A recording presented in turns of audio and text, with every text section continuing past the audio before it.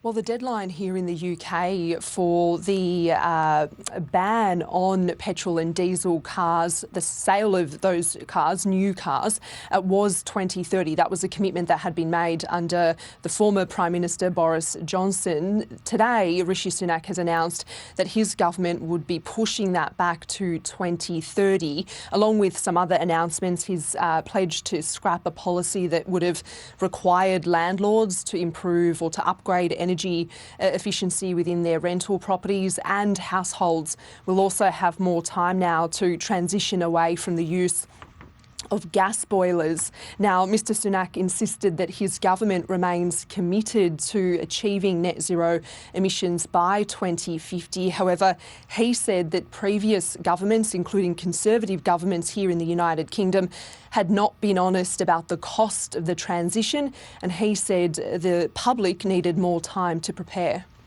Confident that we can adopt a more pragmatic, proportionate and realistic approach to meeting net zero that eases the burdens on working people. And that's the second part of our new approach.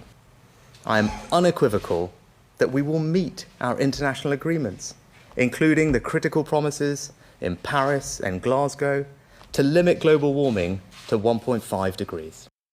When you talk about the public time to prepare, a few people have already suggested it might be with an election in his sight that he's making these decisions. But what's been the general response to the announcement?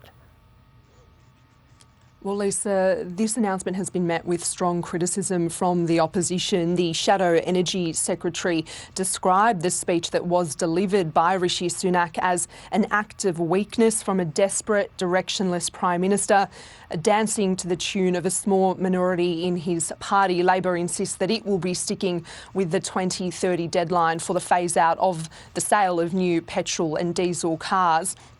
We've also heard from energy and climate groups who've expressed concerns that this will make it more difficult for the UK to meet its climate targets. Others saying that it would affect investment and also slow the uptake of electric vehicles.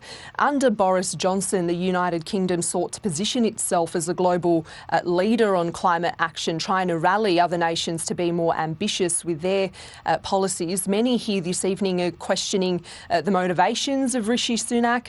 One journalist asked him whether this U-turn was a sign that he was worried about his chances at the next election, given Labor is ahead in the polls. Rishi Sunak said that this wasn't being done because of politics. He said that he had concerns about the impact that some of the policies that were announced by his predecessors would have on families. And now that he was Prime Minister, he's deciding to make changes.